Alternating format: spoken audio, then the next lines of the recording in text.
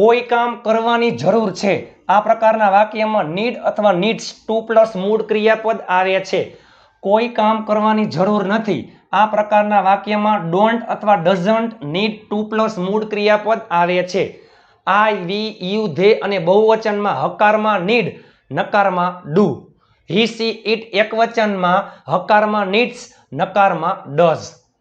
મારે જવાની જરૂર છે આઈ નીડ ટુ ગો. મારે જવાની જરૂર નથી I don't need to go.